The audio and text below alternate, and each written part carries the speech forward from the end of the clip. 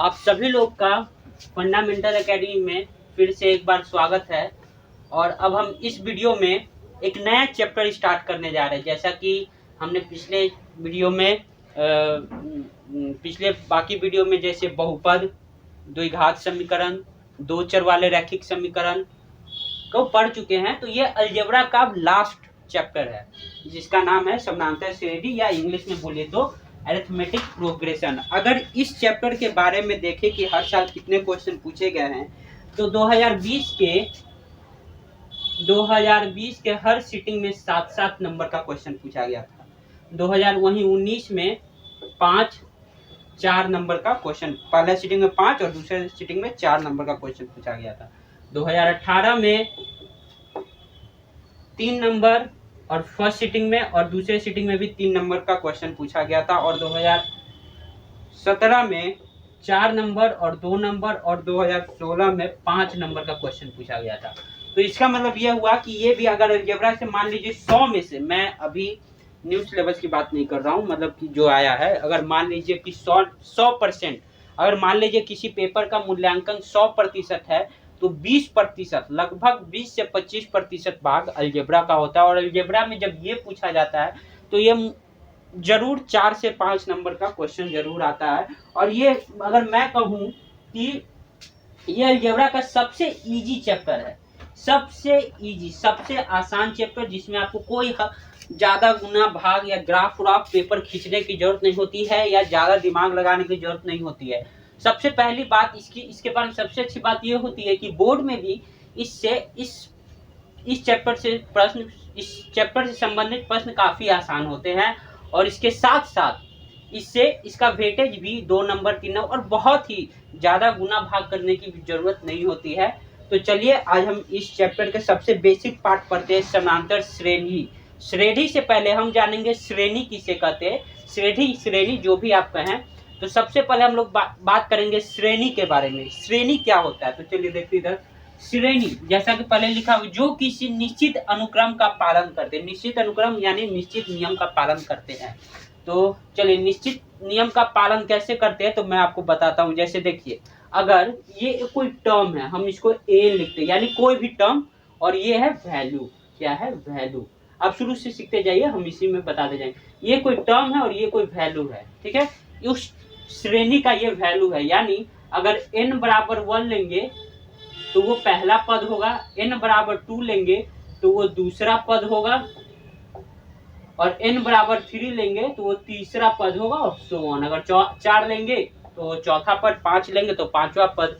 यानी अगर हम n का वैल्यू चेंज करते हैं, यानी 1 2 3 ऐसे रखते, तो हमें हर प्रकार का उसका हर उस श्रेणी का पद मिलता जाएगा। तो चलिए देखते हैं, पहले इसके लिए आते हैं। पहला पद यानी n बराबर 1 लेने पर, तो ये n के जगह a1 क्या हो जाएगा, 2 पे पावर 1 कितना होता है 2। n बराबर 2 लेने पर a2, तो 2 पे पावर n का वैल्यू कितना है, हमें सिर्फ n चेंज करना है, ये 2 चेंज नहीं करना है। याद रखिएगा, अगर n में अगर x भी आ जाए तो x हमें कतई चेंज नहीं करना है, सिर्फ हमें इसमें जो a के नीचे जो ये लिखा हुआ रहता है ना, उसी का वैल्यू बार बार चेंज, यानी इसका मतलब कि पद n के रूप में है, तो हमें सिर्फ n का, मान लीजिए आगे क्वेश्चन में x भी आ जाए तो आपको सिर्फ x चेंज नहीं करना है, सिर्फ n ही चेंज करना है, अगर यहाँ पे n हो तो। अब चलिए, तो n का वैल्यू 2 डाले तो 2 पे पावर 2 बराबर 4, n के पावर 3 डाले तो 3 बराबर 2 के पावर 3 तो बराबर 2 8, n के पावर 4 डाले तो इसको ये हो गया a4 बराबर 2 पे पावर 4 इक्वल टू 16। तो देखिए, और सो ऑन आप डालते जाइए, आप जितना नंबर तो कभी खत्म होते नहीं हैं। तो देखिए, कहने का मतलब ये हुआ कि आप n का मान अलग अलग चेंज करके टर्म को लिख सकते हैं। पहला टर्म लिख सकते, अगर आपको ऐसा रूप दे दिया गया तो। अब देखिए, पहला जो पद होता है उसको पद कहते हैं, और उसको कहते हैं पहला पद, और इसको a से डिनोट करते हैं। हमेशा आगे के सवालों में भी हम a यूज करेंगे, यानी पहला पद ये है a, पहले पद को a से डिनोट करते हैं। दूसरा पद 4, तीसरा पद 8, चौथा पद 16। तो देखिए क्या पैटर्न फॉलो कर रहा है कि हर बार 2 का पावर 1 बढ़ता जा रहा है। 2 के पावर 1 था, 2 के पावर 2 था, 2 के पावर 3 था, 2 के पावर 4 था, यानी कोई पैटर्न है इसमें। पैटर्न क्या है कि जो टर्म है उसमें हर बार टर्म में 2 का पावर बढ़ता जा रहा है। इसमें एक ही रह गया, इसमें एक और बढ़ा 2 हो गया, इसमें 2 एक और बढ़ा 3 हो गया, इसमें एक और बढ़ा 4 हो गया, यानी पावर चेंज हो रहा है। तो यानी एक निश्चित अनुक्रम का अनुक्रम क्या है कि हर बार पावर 2 का एक बढ़ रहा है। चलिए ठीक है, तो इसी को हम श्रेणी कहते हैं। क्या कहते हैं? श्रेणी। यानी कि कोई निश्चित पैटर्न जरूर होना चाहिए, उसी को हम श्रेणी कहते हैं। तो जैसे ये उदाहरण था, मैं एक और उदाहरण लेता हूँ दूसरा नंबर का, वो भी आपको पहले अच्छे से समझ में आएगा। चलिए दूसरे नंबर का उदाहरण लेते हैं। तो यहां तक तो हम मिटा देते हैं। चलिए ठीक है, चलिए फिर लिखते हैं इस वाले पार्ट का। चलिए लिखते हैं। अब देखिए बराबर 1 स्क्वायर प्लस 1 कितना हो गया? ये हो गया, सॉरी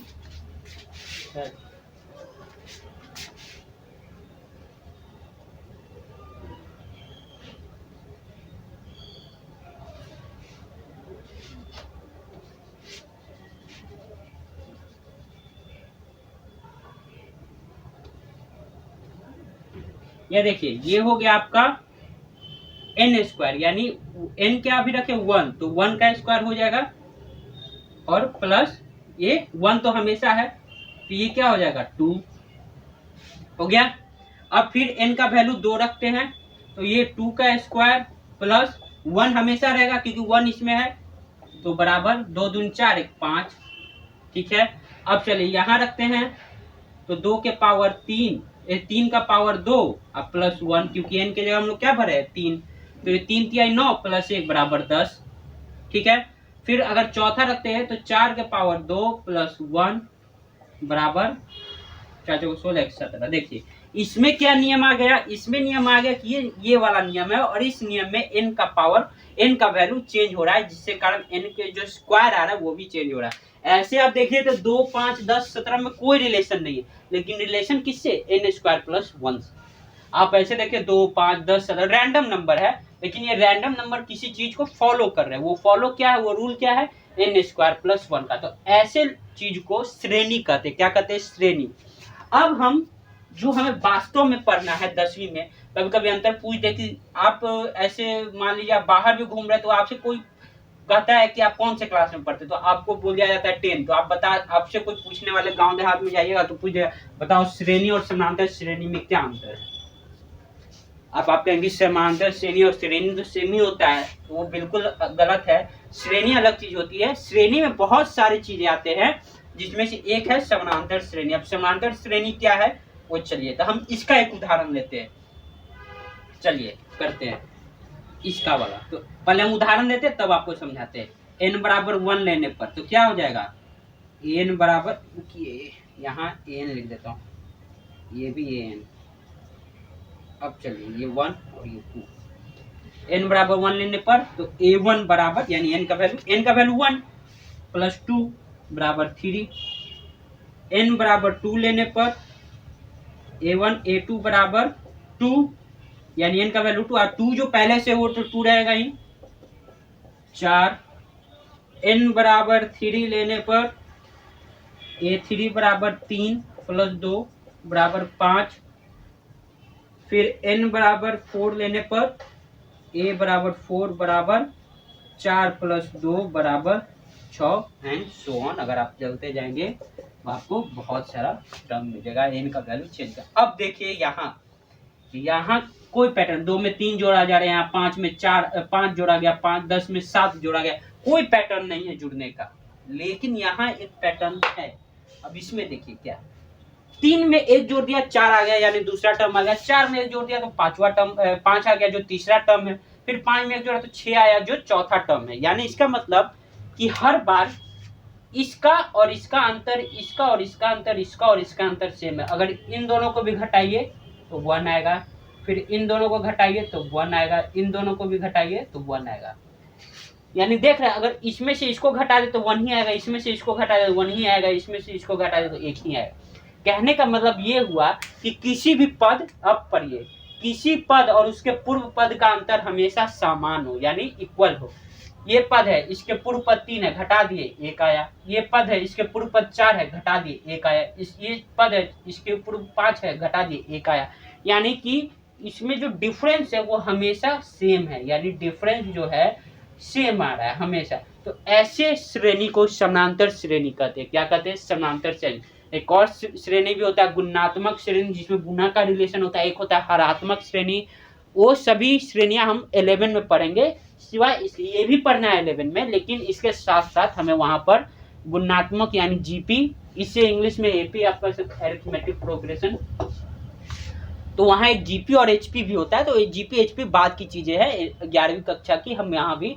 तो देखिए यहाँ पे क्या रहा है, तो अब देखिए यहाँ से हम समझ में आ रहा है कि समानांतर श्रेणी किसे कहते हैं, यानी कि अगर दो टर्म है तो उसको घटाएंगे तो वो आएगा। अब देखिए हम इस वाले का करते हैं, ये भी एक समानांतर श्रेणी है, करते हैं। चलिए ए एन बराबर 1 लेने पर, हमेशा एन 1 से शुरू करिए, तो ए एन बराबर, हाँ एन कभी भी निगेटिव नहीं होगा। किसी में सुने बताइए कि -5वां टर्म क्या होता है? ये श्रेणी में माइनस एन का कहीं कॉन्सेप्ट नहीं है। अगर माइनस एन का वैल्यू माइनस आ रहा है तो आपकी आंसर गलत होगी, क्योंकि श्रेणी में कहीं भी कॉन्सेप्ट नहीं है। आप कोई भी लाइन बिछाते तो एक बार पहला स्थान पे ये, दूसरा स्थान पे ये, तीसरा स्थान पे ये। कभी आपने सुना है कि माइनस पहला स्थान पे कौन है, माइनस दूसरे स्थान पे कौन है? ऐसा नहीं, प्रैक्टिकल लाइफ में नहीं होता है। तो मैथ भी काफी प्रैक्टिकल होता है, तो इसी कारण चलिए अब करते हैं। तो इसमें n का वैल्यू कहीं भी अगर आपका आंसर n के वैल्यू में -1 आ रहा है तो समझिए आंसर गलत है आपका। n का वैल्यू, मैंने सिर्फ n का वैल्यू, टर्म, बाकी सभी लोग टर्म का वैल्यू माइनस में या प्लस में या 0 भी आ सकता है, लेकिन n का वैल्यू कभी माइनस में नहीं है। तो देखिए n बराबर 1 लेने पर n बराबर क्या हो जाएगा, यहाँ है, यह देखिए अब ये वाला 5 + 6 × 1 कितना हो गया, ये हो गया 6 × 5 = 11। n बराबर 2 लेने पर n बराबर a2, ये a1 और ये a2 कितना हो गया, 5 + 6 × 2 12, 5 17 हो गया। n बराबर 3 लेने पर a3 बराबर 5 + 6 × 3 बराबर 18, 5 23 हो गया। n बराबर 4 लेने पर a4 बराबर 5 + 6 × 4 बराबर 29 हो गया। मैं सिर्फ 4 तक, ऐसा नहीं कि सिर्फ 4 तक नहीं होता, ये अनंत काल तक जाएंगे, अनंत पद इसमें हो सकते हैं। मैं सिर्फ 4 तक ले रहा हूँ आपको समझाने के लिए। या तो ऐसा कुछ सोचिए कि इसमें भी सर ने 4 निकाला, इसमें भी 4 निकाला, इसमें 4 निकाला, सिर्फ 4 नहीं होते, बहुत सारे होते हैं। देखिए अब यहाँ देखिए इन दोनों को घटाइए, आपको आएगा 17 में से 11 गया 6, इन दोनों को घटाइए फिर आया 6, इन दोनों को घटाइए फिर आया आपका 6। देखिए तो सार्वंतर क्या है, 6 6 6, यानी कि ये समानांतर श्रेणी की परिभाषा पे फिट बैठता है कि पहला दूसरा टर्म अगर किसी भी पद और उसका पहला उससे पहले का पद का अंतर हमेशा समान है तो वो समानांतर श्रेणी। अब आपको मुझे लगता है श्रेणी और समानांतर श्रेणी का अंतर समझ में आ गया होगा। तो अभी हम यही परिभाषा के पॉइंट ऑफ व्यू से नहीं जाते, एग्जाम में कभी आपको परिभाषा नहीं पूछेगा। अभी हमारा लक्ष्य है कि कम पढ़कर ज्यादा नंबर कैसे लाए, क्योंकि हम लोग क्या चला रहे हैं, क्रैश कोर्स चला रहे हैं। तो कम नंबर पढ़ के ज्यादा नंबर लाने के लिए क्या करना होगा, हमें टू द पॉइंट पढ़ना होगा, यानी कि एग्जाम में फॉर्मूला से रिलेटेड क्वेश्चन काफी पूछा जाता है। तो हम अब फॉर्मूला के बारे में पढ़ेंगे। चलिए इससे रिलेटेड फॉर्मूला भी हम देख लेते हैं और उसको क्या कहते हैं, पहला उससे रिलेटेड टर्मिनोलॉजी क्या है फॉर्मूला से, वो सब हम देखेंगे।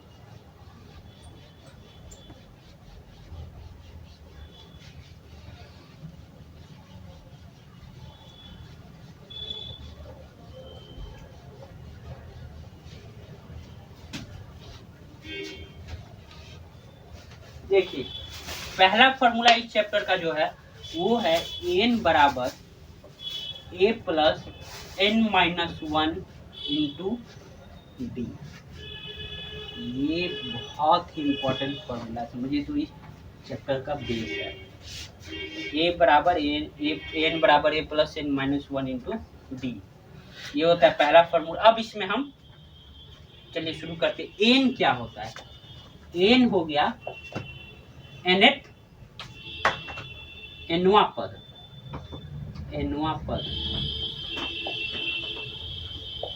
a हो गया पहला पद,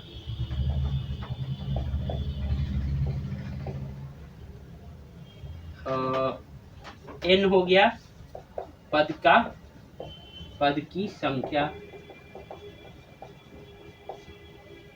और डी हो गया सारबंकर यानी कॉमन डिफरेंस। इसको अब देखिए, मैंने इससे पहले एक बताया था, आपको याद नहीं हो तो देखिए, ऐसा था वो टर्म, शायद कुछ ऐसा था, 11 फिर 17 फिर जो था 23 फिर था 29 फिर था 35 और सो ऑन। अब इस श्रेणी से, समानांतर श्रेणी से हम इस चीज का स्टार्ट करते हैं, उससे लेकर चीजें हम इसमें भी पढ़ेंगे। तो चलिए शुरू करते हैं। देखिए एनवा पद क्या होगा। एनवा पद कोई भी पद आपसे सवाल पूछा जा सकता है। इसमें क्या पद है देखिए, 1 2 3 4 5, अभी बहुत सारा अनंत है, तो अब हम 5 ही पद हमारे पास। और कोई कह दे बाबू 10वां पद बताओ या 22वां पद बताओ, तो क्या आप लिखने जाएंगे? या मान लीजिए 100वां पद, क्या आप 100 तक लिखते जाएंगे कि और इसमें 6 जोड़ और इसमें 6, 100 तक आओ? नहीं, आप वैसा नहीं कर सकते एग्जाम के टाइम में, क्योंकि रफ पेज भी लगेगा, टाइम भी लगेगा। सबसे बड़ा तो टाइम होता है, और आपने ऐसा लिख दिया तो आपको एग्जाम में नंबर भी नहीं देगा। भले ही आप टर्म 100 थोड़ा मेहनत किए, बहुत पसीना बहाकर आपने 100वां टर्म तक लिख दिया, फिर भी आपको नंबर नहीं मिलने वाला।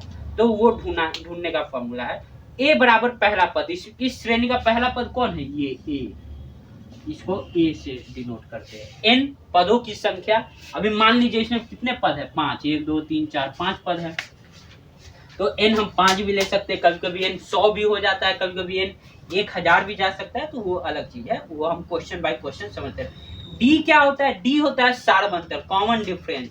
अब डी निकालना बहुत जरूरी होता है। आप डी नहीं निकाल पाएंगे तो आपसे क्वेश्चन बनेगा ही नहीं। तो डी कैसे निकलता है देखिए, इस टर्म को घटाइए, दूसरे से पहला को 17 में से 11 गया तो 6, इसमें से इसको घटाइए, 23 में से 17 गया तो वो भी 6, 29 में से 23 गया तो वो भी 6, 35 में से 29 गया तो वो भी 6, सब में 6 ही आ रहा है।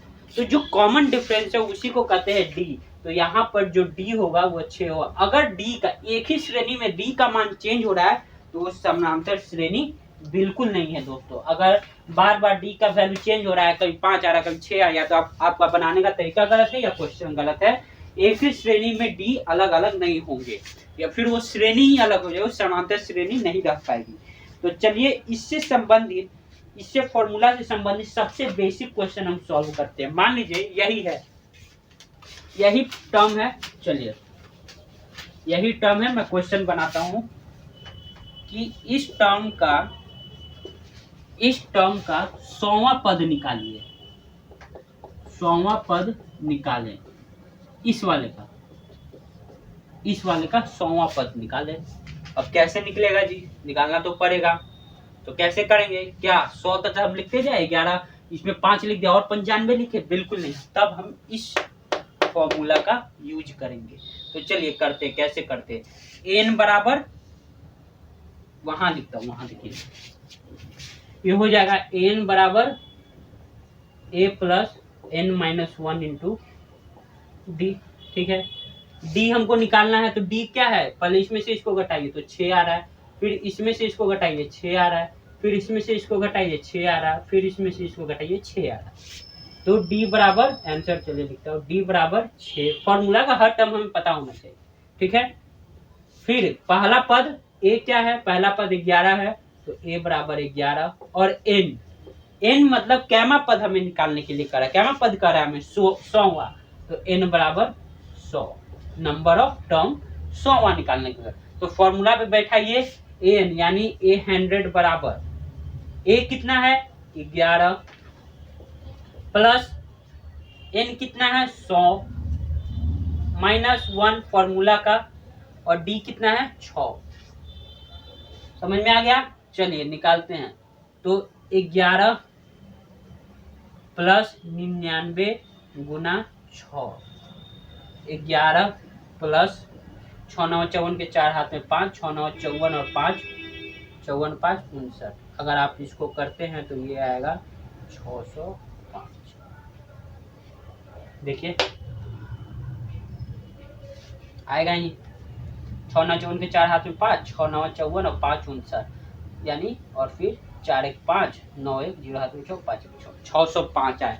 यानी इसका 100वां पद जो होगा वो 605 होगा। देखा, बिना 100 टर्म तक निकाले हम ये निकाल दिए।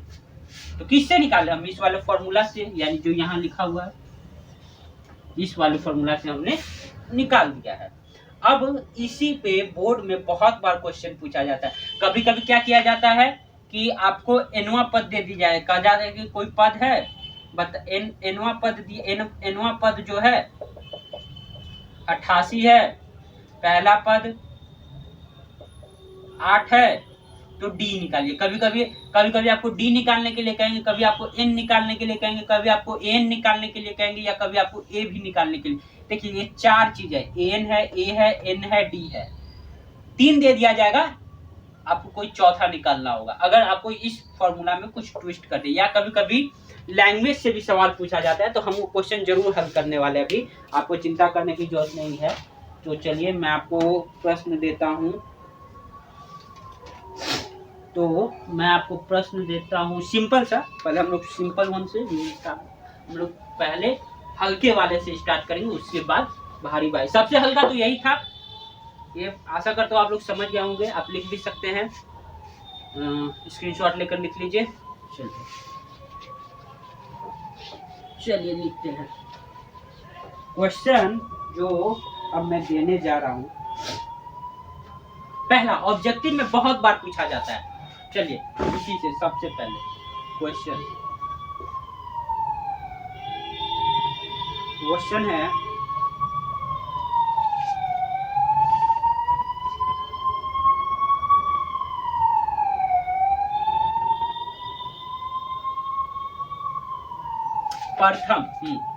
प्रथम 100 प्राकृत संख्या। ये अभी ऐड नहीं, अभी ऐड हम बाद में करेंगे जब एक और फॉर्मूला पढ़ा देंगे।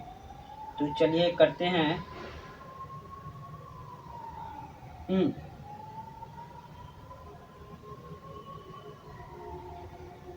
कितने 2 अंकों के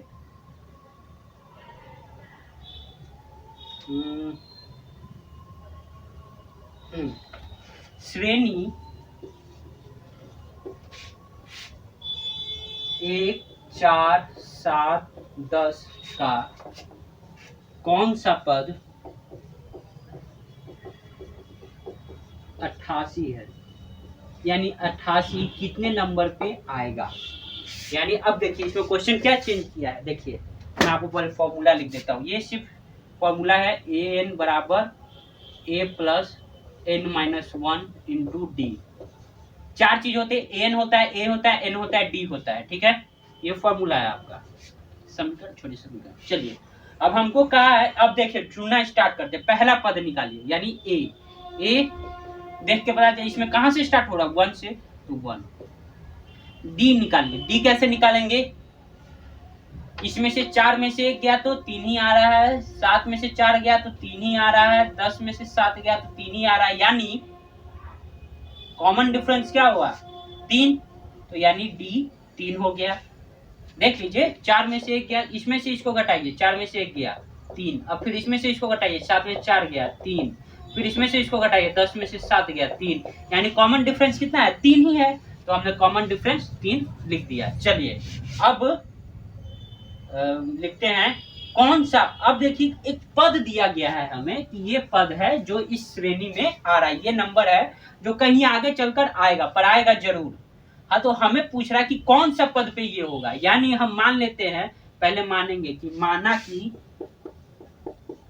एनवा पद बराबर 88, क्योंकि हमें नहीं पता कि कौन से पद पे आया था। मान लिया कि एनवा पद है 88, यानी कि अब हमें एन तो एन ही है, और एन क्या हो जाएगा, यानी ये एनवा पद, यानी एनवा पद कैसे लिखते हैं, एन बराबर 88। यानी अब हमको ये भी पता है। पहले क्या हमको ये निकालना होता था, ये और ये दिया, अब क्या किया, उल्टा कर दिया। ये दिया हुआ है बाबू, ये भी दिया हुआ है, ये भी दिया, बाबू हमको ये निकाल के दिखाओ, यानी ट्रिक कर दिया। यानी थोड़ा सा 1 नंबर का ही क्वेश्चन है, लेकिन थोड़ा घुमा दिया है। तो चलिए निकालते हैं। चलिए भर से एन बराबर 88 बराबर ए बराबर 1, एन हमें निकालना है 1, और डी का वैल्यू कितना है 3, तो 3 लिख दिए। ये प्लस इधर गया तो माइनस, तो ये हो गया 87 बराबर n माइनस 1 इंटू 3। 3 इधर गुना में इधर गया तो भाग में आएगा, तो 87/3 बराबर n-1। सॉल्व करना है सीधा सीधा। इसको करेंगे तो कितना आएगा, 2 और 9 बराबर n-1। अब n कितना हो गया, ये इधर माइनस है, इधर गया तो प्लस, तो n बराबर 29, ये माइनस है उधर गया तो +1, तो n बराबर 30। यानी 30वें पद पे 88 आएगा। ये आपका एग्जाम में पूछा गया था, ऐसे सवाल बहुत पूछे जाते हैं। इस बार तो ऑब्जेक्टिव बहुत है, आप लोग काफी लकी है कि 100 क्वेश्चन शायद ऑब्जेक्टिव पढ़ लिया, तो ऐसे तो 3-4 क्वेश्चन तो जरूर रहने वाले हैं, तो आप लोग इसे सॉल्व करके जाइएगा ऐसे प्रश्न।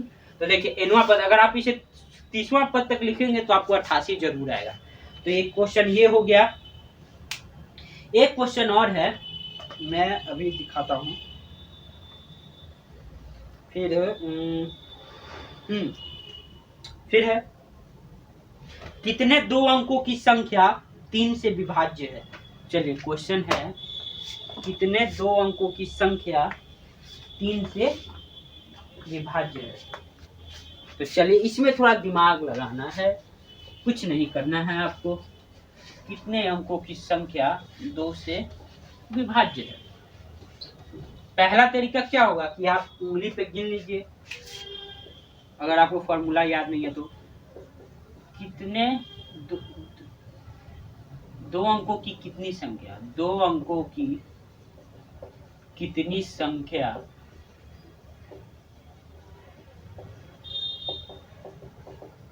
3 से विभाज्य है। चलिए अब देखिए, इसमें थोड़ा दिमाग लगाना पड़ेगा कि सर इसमें ना ए है ना एन है, फिर ये क्वेश्चन ऐसे कैसे हो गया। तो चलिए हम शुरू तो करें, कम से कम 3 अंकों से संख्या हम निकालना चाहिए। जो 2 अंक, 3 के पारा में 3 आता है जो सिर्फ 1 अंक है, 3 के पारा में 6 आता है वो भी सिर्फ 1 अंक है, 3 के पारा में 9 आता है वो भी सिर्फ 1 अंक है, लेकिन 3 के पहाड़ा में 12 आता है, तो 12 हो गया पहला संख्या जो आपको 3 से विभाज्य है। फिर 15 है, फिर 18 है, फिर 21 है। तो क्या करेंगे, अब आप लिखते जाएंगे जहां तक विभाजित होगा। कहां तक विभाजित है, सोचिए 99 तक विभाजित होगा। आप 99 तक लिखिएगा और फिर इसको काउंट करिएगा, नहीं तो आप शॉर्ट क्या करिएगा, हम इसको समानांतर श्रेणी मान लेंगे। कैसे मानेंगे, देखिए 15 में से 12 जा रहा है तो 3 ही आ रहा है, 18 में से 15 जा रहा है 3 ही आ रहा है, 21 में से 18 जा रहा है 3 ही आ रहा है, फिर इधर 99 से पहले 96 होगा, इसको घटा दीजिए 3 ही आएगा। तो कहने का मतलब है कि समांतर श्रेणी है, तो हम इस पे ये बड़ा फॉर्मूला लगा सकते हैं। और हमको निकालना क्या है कि 99 कैमे नंबर पे आ रहा है, यानी an बराबर, हमको टर्म नहीं गिनना चाहिए 1 2 3 4 जहां तक जाए और 99 पे अंत हो जाए। तो 99 मान लिया कि माना कि nवां पद 99 है, इसीलिए an बराबर 99। ए क्या होगा, 12 से स्टार्ट हो रहा है तो ए बराबर 12, और डी क्या होगा, देखिए कहाँ जा रहा है, सबको पता है डी 3। फॉर्मूला में बैठाइए और टोटल नंबर ऑफ टर्म निकाल लीजिए। n बराबर 99, ए बराबर 12 प्लस n-1, पिछला ही क्वेश्चन जो हमने सॉल्व किया था, प्लस d इंटू 3। 99 में से प्लस इधर गया 12, 99 से 12 गया तो कितना बचा 87 बराबर प्लस 87 बराबर n-1 इंटू 3। फिर गया 87 इधर आया तो 87, ये गुना है इधर गया तो भाग आ गया n-1। सेम हमको लगता है आंसर आएगा, ये हो गया आपका 29, भाग दिए तो बराबर n-1, ये इधर माइनस में है उधर गया तो प्लस में, तो n बराबर 29 प्लस 1 बराबर n बराबर 30। यानी 30 नंबर ऐसे होंगे 2 अंकों की जो, यानी 99 कितने नंबर पे आ रहा है 30 नंबर पे, यानी 2 अंकों की संख्या जो 3 से विभाजित होगी उनकी टोटल संख्या 30 है। इस तरह से आपको सवाल पूछ सकता है, घुमाए बिना तो आपको नंबर देगा नहीं। मैं फिर एक सवाल लेता हूं जो थोड़ा टेढ़ा है। अब 2 नंबर का मैं सवाल लेता हूं और उसको सॉल्व करता हूं। तो चलिए क्वेश्चन है, ये 2 नंबर का क्वेश्चन है। जो पूछा गया है एग्जाम में आपसे।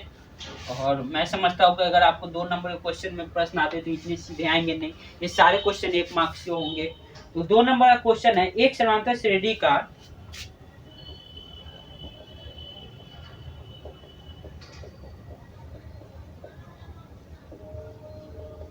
चौथा पद 11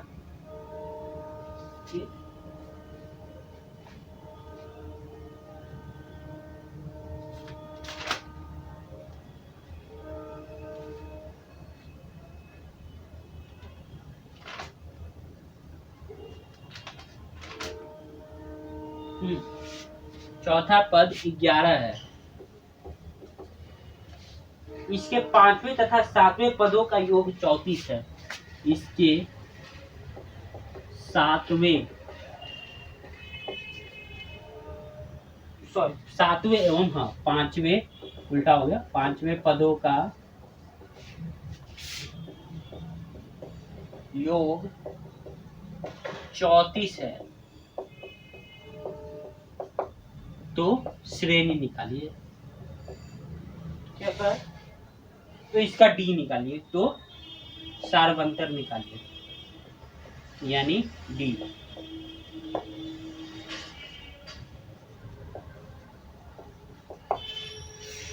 सिंपल सा है, पहला हम चालू करते, धीरे धीरे फिर हम आएंगे। चलिए, पहले पहला पार्ट, एक समांतर श्रेणी का चौथा पद 11 है, यानी कि पहले हमको मानना पड़ेगा, माना कि पहला पद बराबर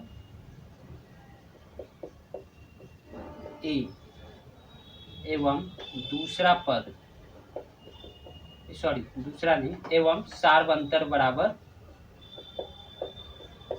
डी।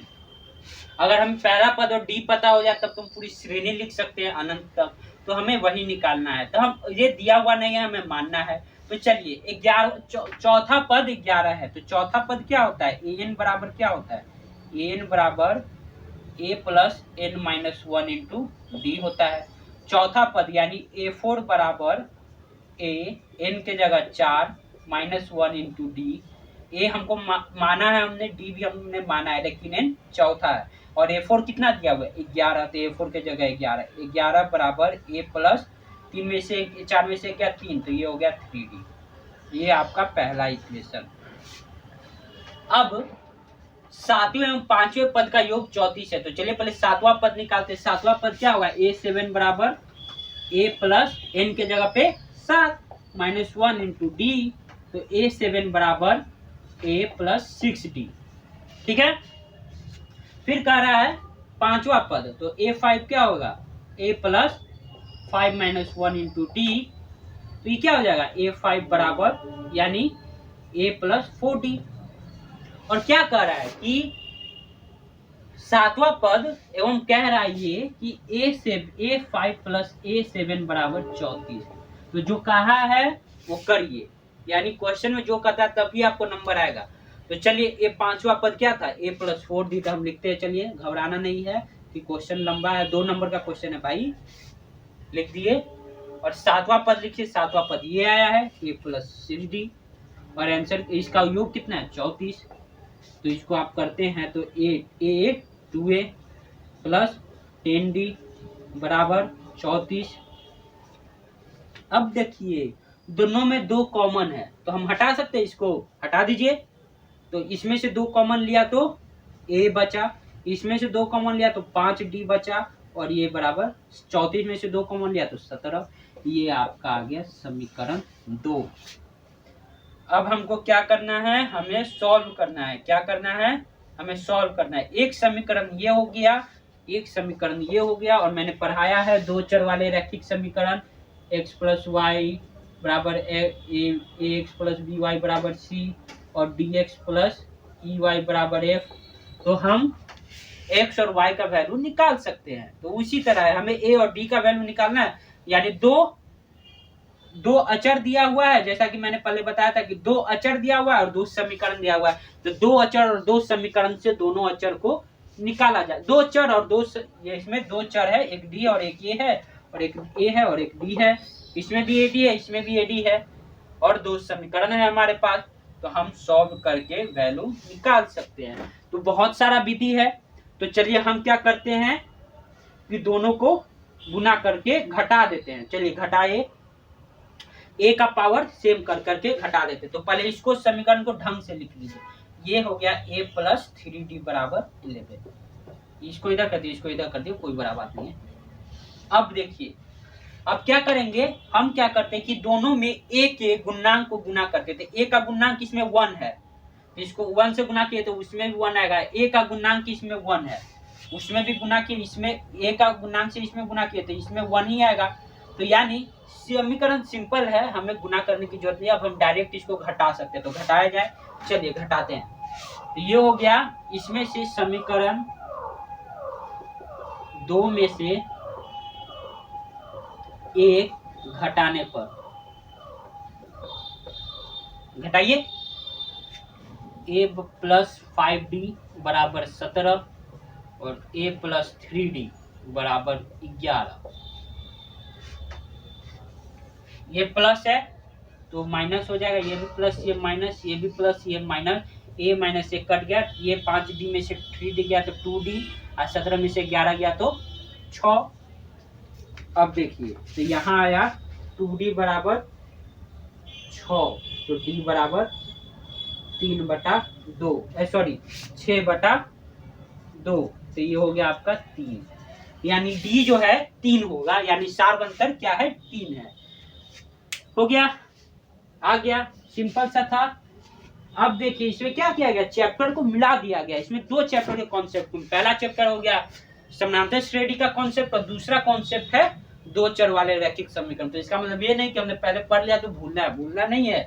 और ऐसा भी नहीं मिक्स नहीं किया जा सकता, मिक्स किया जा सकता है। देखिए मिक्स आपके पिछले ही साल पूछा गया है 2020 के एग्जाम में, तो मिक्स तो आएगा बाबू, तो आपको उसी के तरह तैयारी करनी होगी।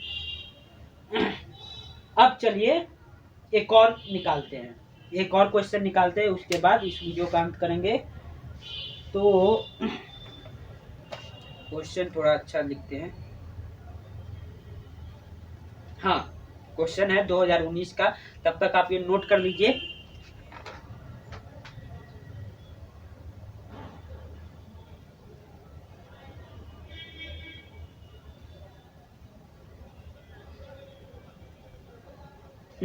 चलिए एक और क्वेश्चन है, आप नोट कर लीजिए, आप स्क्रीनशॉट लेके लिख सकते हैं।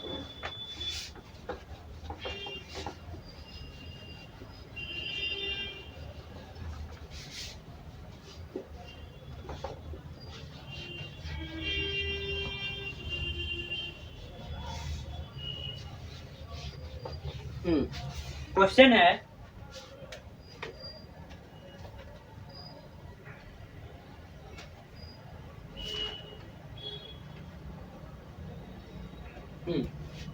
क्वेश्चन, यदि किसी एपी का के तीसरे और 9वें पद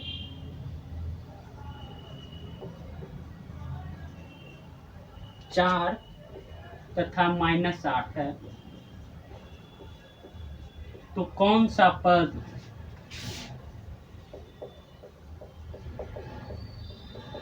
शून्य होगा? मैंने आपको क्या कहा था कि किसी भी एपी को लिखने के लिए हमें क्या चाहिए होता है, ए और डी चाहिए होता है, तब हम आप लिख सकते हैं। तो अब इसमें देखिए, किसी एपी के तीसरे और 9वें पद 4 तथा -8 है, यानी कहने का मतलब ये हुआ कि तीसरा पद दिया हुआ है, 9वां पद दिया हुआ है, और हमें अब निकालना है कि कौन सा पद शून्य होगा। तो पहले हम ए और डी निकालेंगे। तो माना कि पहला पद बराबर ए एवं सार्वंतर बराबर डी। अब देखिए तीसरा पद, तो A3 क्या हो जाएगा, फॉर्मूला लगाइए, A प्लस पहला पद A मान लिए हैं और n के जगह 3, यानी तीसरा पद हमें निकालना, D माने हैं D, तो A3 बराबर, A3 कितना दिया हुआ है, तीसरा पद 4 दिया हुआ है, तो 4A प्लस 2D, ये आपका पहला समीकरण।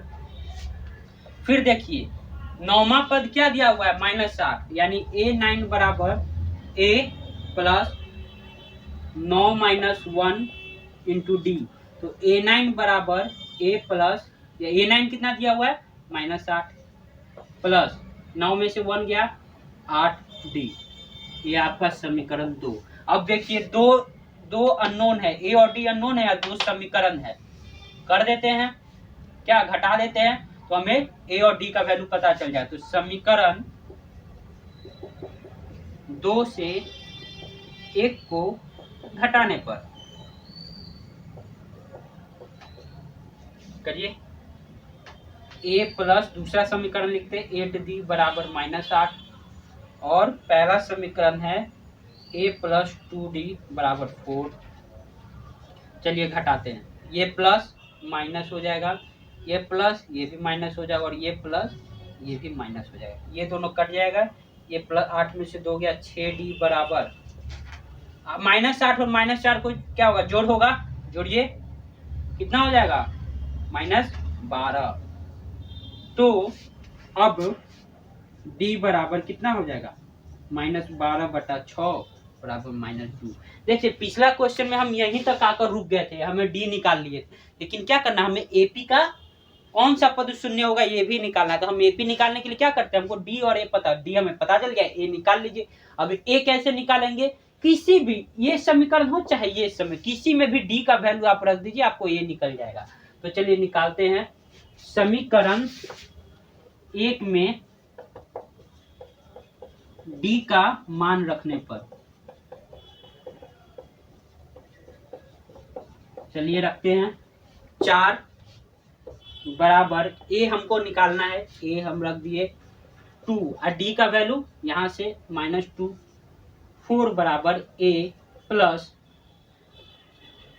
-4 हो जाएगा ये, तो ए बराबर ये माइनस इधर गया तो प्लस 4 प्लस 4, तो ए बराबर 8, यानी पहला पद 8 है बराबर 8 है, और डी जो है -2 है। यानी इसमें जो वो श्रेणी होगा वो कैसा होगा, देखिए तो 8 फिर -2 जोड़िए तो -2 जोड़िएगा तो 6, फिर -2 जोड़िए तो 4, फिर -2 जोड़िए तो 2, फिर -2 जोड़िए तो 0, फिर -2 जोड़िए तो -2। टर्म माइनस में आ सकते हैं, लेकिन एन, मैंने क्या था, एन कभी नहीं आना चाहिए। तो देखिए डी आ सकता है, मैंने कहा था बाकी सभी टर्म माइनस में होंगे, लेकिन एन कभी भी 0, सॉरी माफ करिएगा, एन कभी भी माइनस में या भिन्न, यानी n बराबर 3/4 आ गया, ये सब कभी नहीं आएगा दोस्तों, कभी भी नहीं आएगा। तो अगर आ गया तो मतलब आपका आंसर गलत है, या वो टर्म उसमें नहीं होगा। तो देखिए -2 आ गया है, ऐसे कर करके आप लिख सकते हैं। तो अब का कौन सा पद शून्य होगा, तो बाकी का काम चल, हमने यहाँ लिखा है तो आप तो गिन भी सकते हैं, 1 2 3 4 5, पांचवा पद शून्य होगा, लेकिन आपको ये फॉर्मूला से निकालना होगा, तभी आपको कॉपी चेक करने वाला मार्क्स देगा। ये इससे नीचे का, तो माना कि एनवा पद बराबर 0, तो चलिए एन कितना हो गया, एन बराबर हो गया 0। तो एन बराबर क्या होता है, ए प्लस, फॉर्मूला जरूर लिखिएगा, ए प्लस एन -1 इंटू डी। तो एन बराबर 0, ए क्या आया है 8, डी एन हमको वही निकालना है, और डी कितना है -2। तो ये देखिए 0 इधर प्लस है, 8 इधर प्लस में, इधर गया तो -8 बराबर n-1 गुने -2, ये -2 इधर गुना में, उधर गया तो भाग में, तो n-1 बराबर -60/-2, ये माइनस माइनस कट गया, ये चला गया 4, तो n-1 बराबर 4, तो n बराबर 5, ये माइनस है उधर गया तो प्लस हो गया, तो n बराबर 5। तो इस प्रकार के क्वेश्चन आपसे पूछे जाएंगे एग्जाम में, जब 2 मार्क्स का क्वेश्चन है। इससे अमूमन 5 मार्क्स का क्वेश्चन नहीं पूछा जाता है। जो 5 मार्क्स का क्वेश्चन पूछा भी जाएगा तो वो नेक्स्ट वाले फॉर्मूले पे, जिसका हम अगले वीडियो में वर्णन करेंगे। तब तक के लिए आप लिख लीजिए, तब तक के लिए आप किताब से हल भी कीजिए, तब तक के लिए आप ज़्यादा से ज़्यादा क्वेश्चन बनाइए जितना हो सके। टाइम तो बहुत कम है, मैं भी जानता हूँ, लेकिन अगर आप 10 क्वेश्चन 20 प्रकार के बना लेंगे तो आप कॉन्फिडेंस से एग्जाम में तो बैठ सकते हैं। तब तक के लिए धन्यवाद, जय हिंद।